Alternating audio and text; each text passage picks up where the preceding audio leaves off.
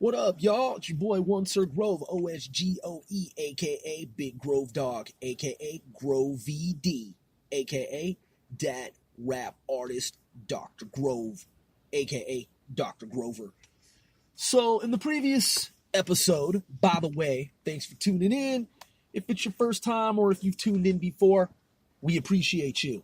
If you're a fan of this show, if you are a fan of this podcast, this show, I, along with 495 as a whole, we appreciate you for your support.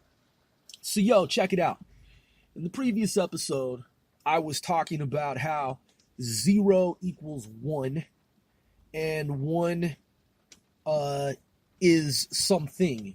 In other words, how 0 is said to be undefined, and that it actually has to equal something, that it could just not be empty, because in emptiness there is always something. There is always at least one of something. Even if it is a fraction of something, it is still, being a fraction, that satisfies the concept of it being something. So it constitutes something. Even 0 constitutes something. 0 is a constituent of something. We were led to believe that 0 means nothing, that there is nothing there, but there must always and forever be something there, because to have nothing is impossible. It is an impossibility in this universe for there to be nothing. There is always something in that space. So that was the premise. I want to let you know that when I listen back on by the way, this is a mobile podcast. When I listened back in on the podcast after I recorded it, one thing that I said I would correct, caught myself saying it, and I said using nuclear weapons to destroy meteorites. I meant asteroids, okay? And it should be obvious from that.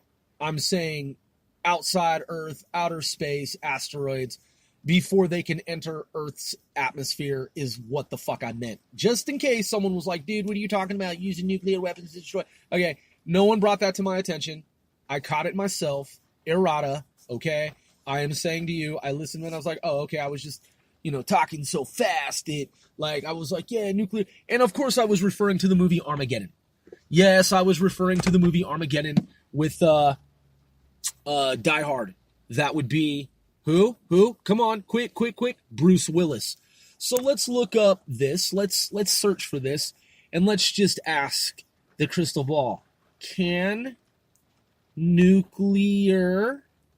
Bear with me. When I podcast, Google always wants to fuck with me. Can nuclear weapons be used in space? Typing as fast as I can. Folks, bear with me. To destroy... Oh, there it is. Google fucking with me. I'm just clowning. I'm just fucking around. That was me mistyping. To destroy... I love Google. Asteroids.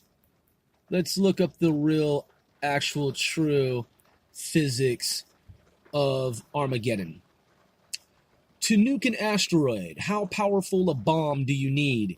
That is from space.com. I'm just looking at the Google results, and that's what it says. Space.com says, quote, to nuke an asteroid, how powerful a bomb do you need? Let's see. How stuff works. Could we really blow up an incoming asteroid with a nuclear bomb? That is how stuff works. Then there is, let's see, this is from 9 January 2017. NASA's bold plan to save Earth from killer asteroids. All right. Oh, and there's one below it from 2015. Helpful tips for nuking an asteroid.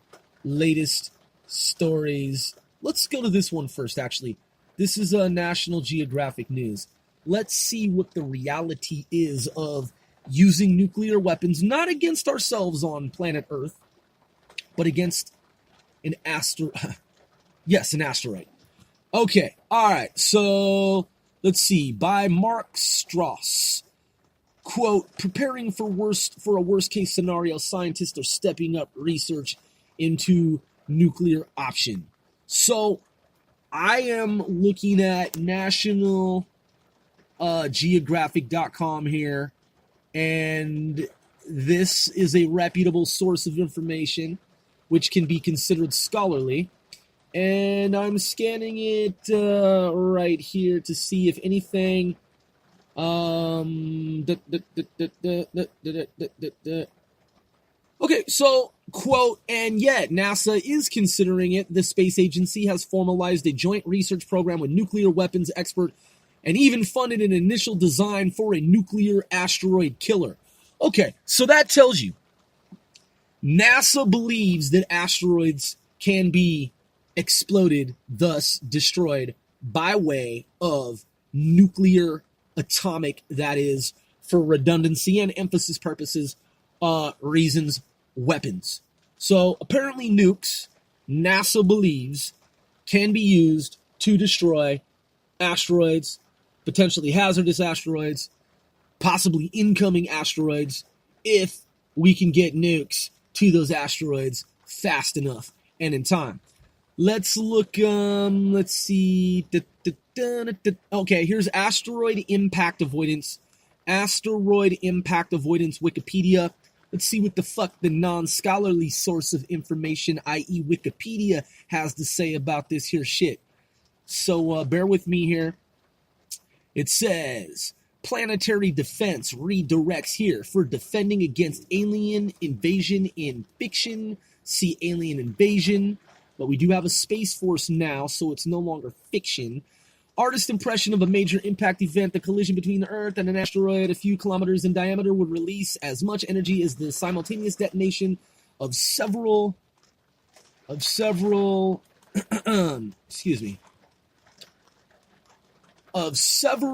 million nuclear weapons. Dang. Asteroid impact avoidance comprises a number of methods by which near-Earth objects, NEO, could be diverted, preventing destructive impact events. A sufficiently large impact by an asteroid or other NEOs would cause, depending on its impact location, massive tsunamis, multiple firestorms, and an impact winter caused by the sunlight blocking effect of placing large quantities of pulverized rock dust and other debris into the stratosphere. Okay, good. Not a good scenario, but good that they mentioned that. Let's talk about that.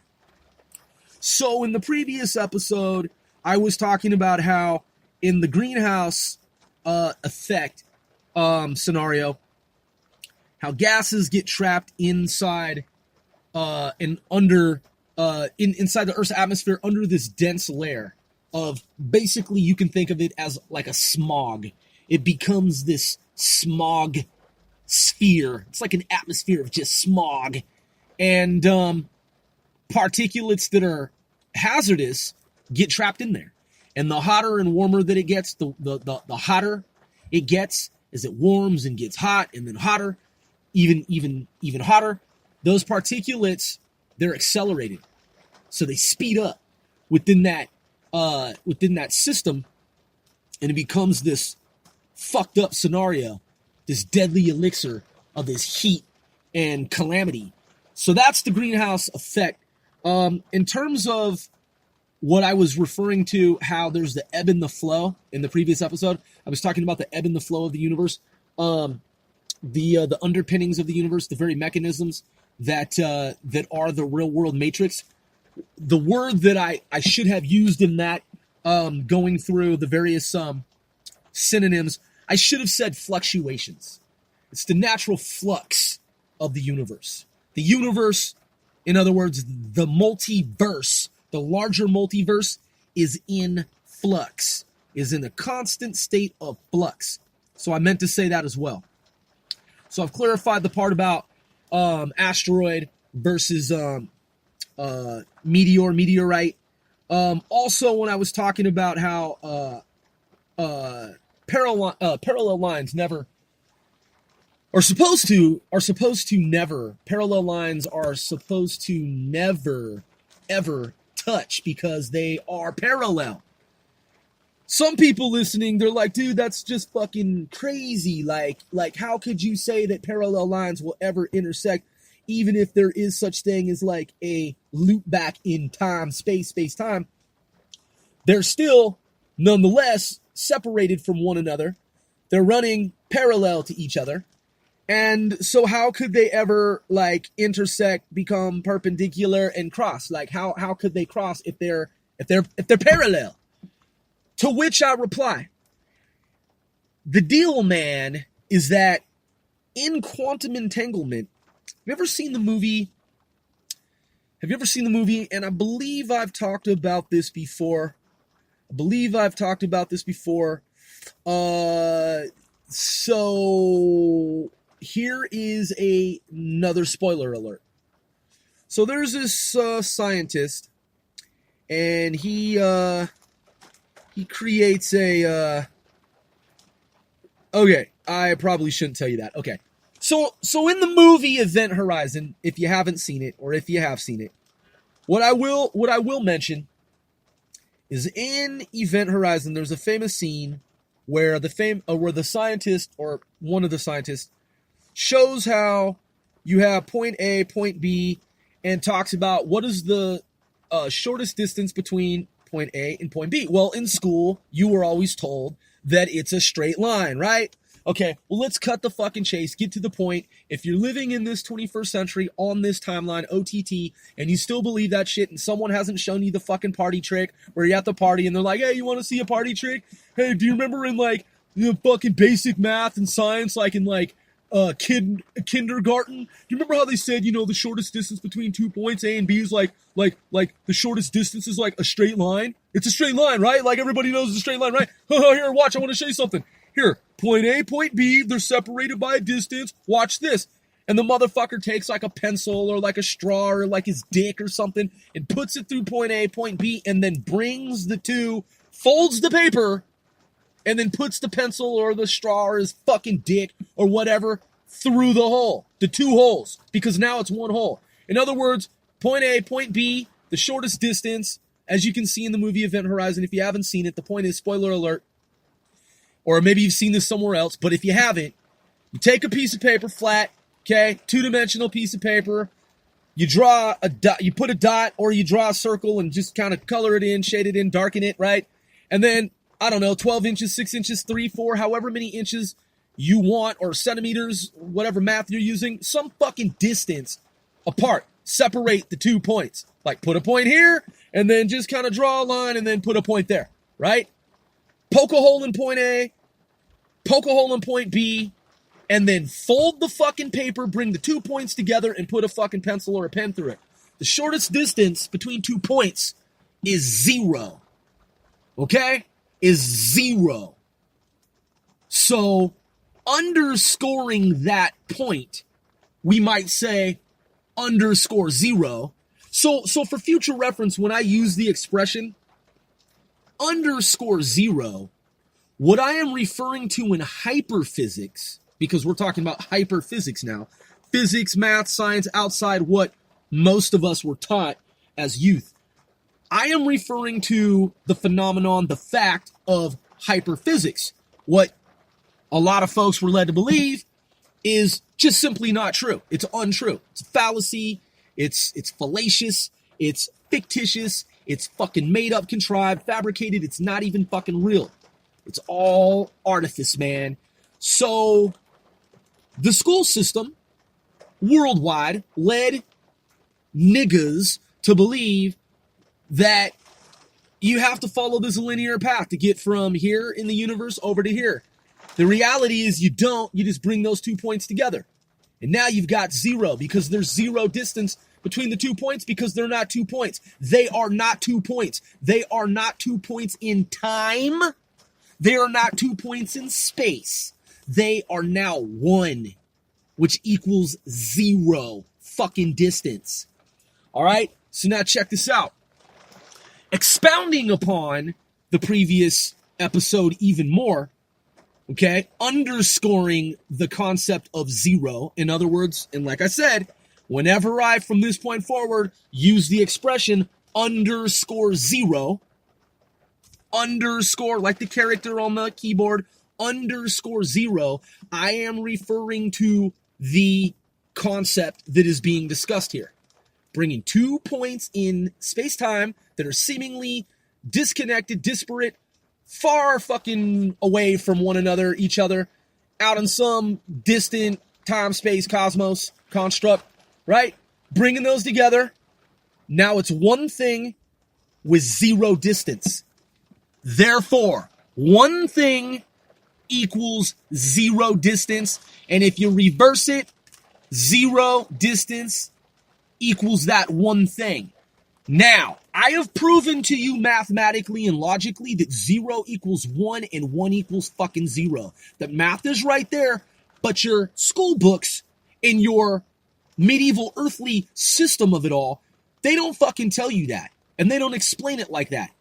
And even in the movie Event Horizon, it was explained, but I am taking it to the next level to show you even more down that rabbit hole of reality into an infinite number of rabbit holes.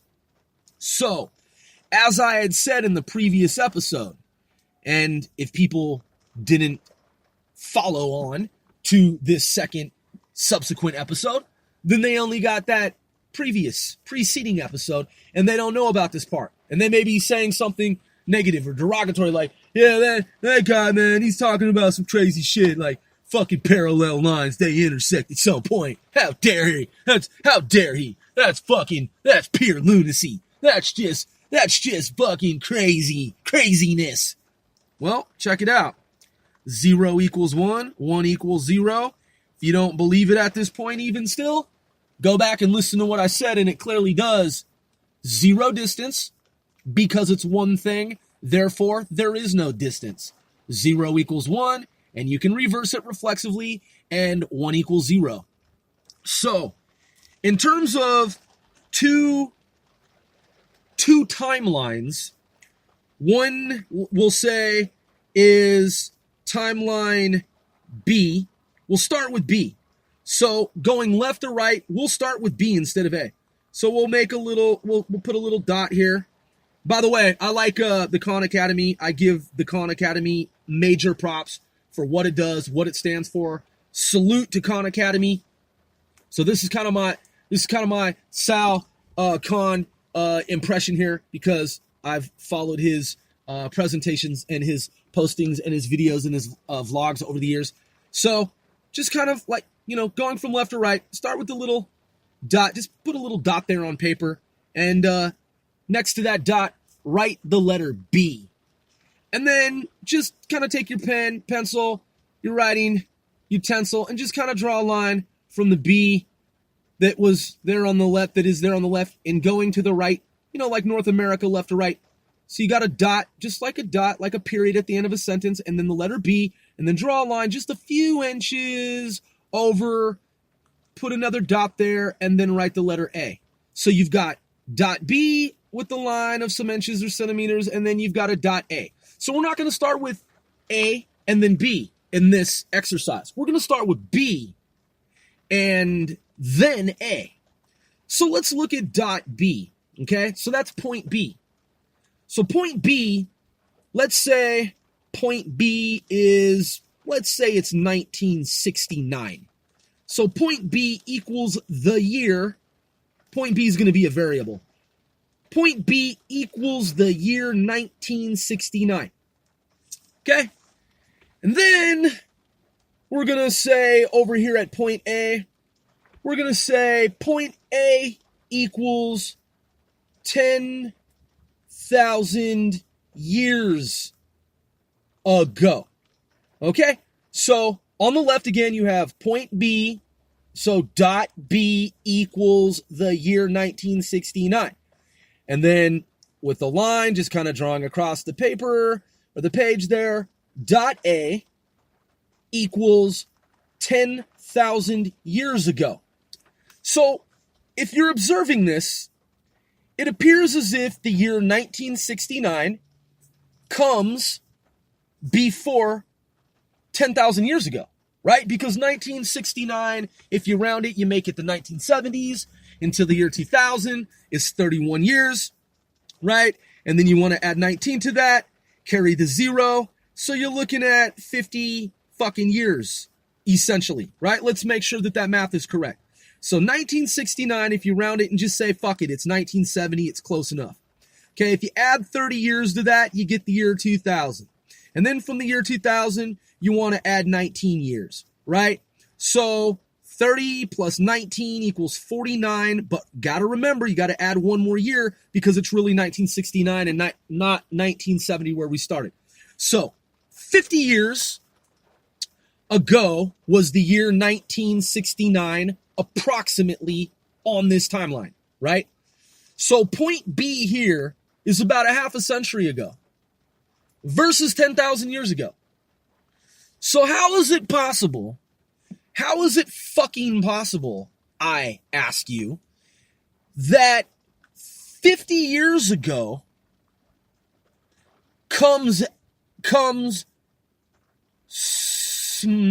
okay, let me think of a better way, a clearer way to present this, to convey this information to you. 10,000 years ago took place more recently than 50 years ago. So what I'm saying to you is point A, as you can observe, if you followed me with that, either mentally and or like writing, 10,000 years ago, point A happened more recently. I'm saying 10,000 years ago happened more recently than point B, 1969, 50 years ago.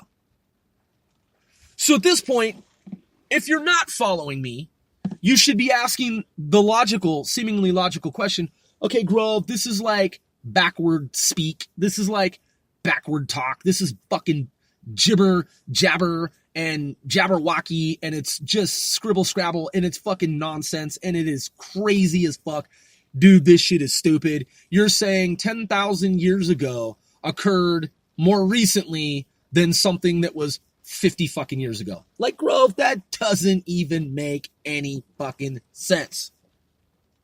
I say that it doesn't make any sense. You are correct in the normal sense of it all, just as it doesn't make any fucking sense that the smallest distance between 2 points is 0 in the normal sense of it all, as you were originally told and taught, and as it was ingrained in your mind that the smallest distance, rather the shortest distance, same fucking thing, between 2 points A and B, what you were led to believe is a straight line, even though you now understand, if you didn't already, prior to this episode, this podcast, that shit is not fucking true.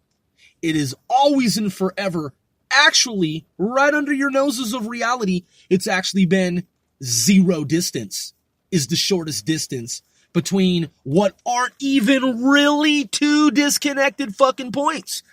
Maybe you didn't get that. Maybe you didn't get that until just now, 23 minutes into this fucking podcast. They are not even separate points in the first place. They are all connected fucking points. You see, the illusion that they're separated, in other words, separate, is just that. It's an illusion. It's a holographic, 3-dimensional, 4-dimensional, 5-dimensional and beyond, hyperdimensional construct, projection, holographic system that you perceive on some level to be something that it is actually not.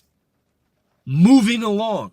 Furthermore, when you look at what it is that I have been trying to express and explain and describe and demonstrate here, 50 years ago, in the ordinary sense of it all, seems like it happened more recently than something that happened 10,000 years ago, right? Because you were led to believe the same way as the other concept, which is really the same concept. They're one and the same, pun intended. They are one and the same, which means they're equal to 0. So as I underscore this dissertation, you will understand that with your sensory perception, as it were, you would believe, of course, naturally, that the arrow of time flows in a linear manner. But you see, that's because you believe that there is only the arrow of time, and not understanding that there are an infinite number of tails and that they all have arrowheads. Because what you're looking at is a hypersphere. You see, is there really an arrow of time? Not really. It's more abstract, it's more of an abstraction, it's more of a concept than it is a reality. So there is no real arrow of time, so to speak. Time flows in all directions, infinitely and simultaneously. For parallel lines being one time frame and another time frame to intersect, thus overlap, all you have to do, man, is bring the two motherfucking lines together through, guess what? That's right, quantum entanglement. So it is through, via, therefore, with quantum entanglement that the seemingly parallel lines, in other words, continuous coordinates, they're not really parallel. They're fucking all the same one thing with zero distance between them. And that's why one particle here, or subparticle rather, and then way, supposedly quotes the word way, zillions of whatever parsecs in whatever distance constructs, units of whatever you want to believe exist over here. This thing over here, this other subparticle over here, right? That's many universes away. They act in unison, in concert, in tandem with one another because they are interlocked. Oh, in fact, you know what? It's not that they're in tandem. It's not that they're interlocked. It's not that they are working in unison. It is not such. Rather, it is that they are one thing divided into an illusion that they are divided and that they are these other multiple things, but they are really but one thing. Therefore, the multiverse is real, and there are parallel universes that are 1 micron or less away from each other. They do in fact exist. They are here multitudinously, simultaneously, in multi-synchronicity. So the synchronicity of it all is that it is all equal to zero distance being one thing, with the illusion that it is these many different things. And the paradox is that those things do exist, because a holograph or a hologram, the holographic imagery that you see, if you wave your hand through it, there's nothing really there, right? Because you've waved your hand through a hologram, right? But you see, there is something there. There is light, there is quanta, there are packets of information. So even though it feels with your human senses as if there isn't anything there and it's merely an illusion, there is in fact something there. So parallel universes are overlapping universes that are actually very real. You see, even an illusion is a real thing. It is something, is my point. Is my point.